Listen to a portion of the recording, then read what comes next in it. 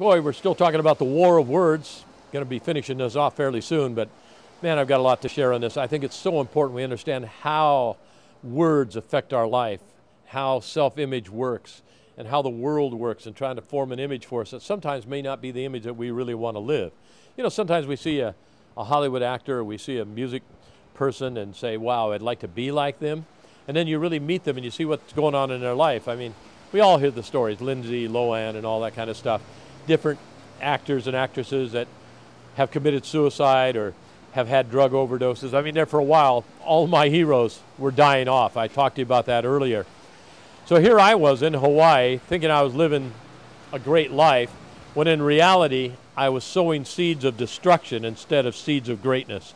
I mean, I was on a downward spiral. If I kept going that way, I know beyond a shadow of a doubt, I would not be married and I'd probably not be alive today. Now, I've been married over 40-some years. You say, Doug, what happened? All right, I'm going to give it to you straight. Some new images came into my life. Now, one of the problems that I've had in my life is I hate religion. My father was a minister, and he had been a very loving man, very kind man, very generous man, but I saw so much garbage and so much hypocrisy within the church and the way that they treated my dad and arguments that they had and church splits and stuff like that. I said, I don't want to have anything to do with religion. I hate religion. I really do. I hate religion. One day I was out on my surfboard, and a friend of mine by the name of Greg, he looked over at me and said, I did the craziest thing last night. Now, Greg and I used to smoke up a little bit. And I really respected this guy. He was a great surfer. I looked over at him, I said, what'd you do? And he says, well, you never believe it, but I became a Christian. And I laughed at him. I said, what in the world? You know, I'll tell you exactly what I said. What in the hell did you do that for? And he looked back to me and he said, well, you know, I just felt like I was missing something in my life. I mean, I don't really have any peace. I don't have any joy. I love to surf. I love all this, but what's the meaning? What's the purpose of life? Why are we here? Where are we going? And I said, oh, come on, give me a break. Take 2 aspirin, go to bed. You'll feel better in the morning, or smoke a joint. You'll feel a lot better. And, you know, I just kind of left it at that.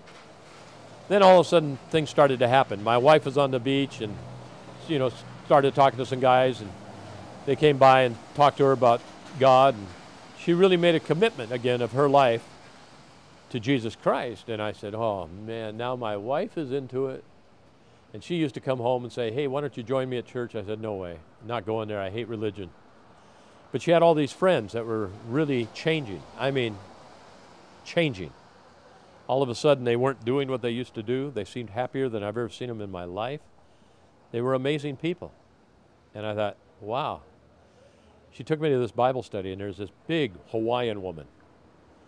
And halfway through this Bible study, she looked back to me and she pointed her finger at me and she said, you with the long hair and the beard. And of course, I knew she was pointing at me. She said, how long have you been running from God? Oh, wow. I got up, I took my wife and said, let's get out of here. It freaked me out. I got out of there. Then later on, I was doing an interview, and they said, today you're going to do this interview with Pat Boone. I said, oh, great. Pat Boone. I mean, do I really have to interview him? And when he came in with this businessman. This businessman and Pat Boone and a bunch of other people. And Pat Boone reaches out and shakes my hand, and he looks me straight in the eye and he says, how long have you been running from God? I go, what? And then he started apologizing. He said, I don't know what's wrong with it. I don't know why I said that. I'm sorry. I'm so sorry. And all of a sudden, I started to see God and religion, but not religion, the whole teachings of Jesus, Christianity in a different light. And I started seeing people that didn't fit the category of what I thought a religious person would be like. Surfer friends, former drug addicts, different people on the street that I'd met, some of the hippie people I'd been running around with. The Jesus People movement took off. A year ago, before I became a Christian, they had this thing in Time magazine that said, God is dead. A year later, Time magazine came out with a thing that said, God is dead is dead. And the Jesus People movement invaded Hawaii. And it was unbelievable, the community, the way people lived. I mean, it was just, I've never experienced love like that in my whole life. And I'll tell you what happened, because I'm going a little long. on the next segment, how this whole thing came about. And I'm not here to preach religion to you, believe me. Just here to tell you what happened in my life and how some images got changed. Because that's what we're after, right?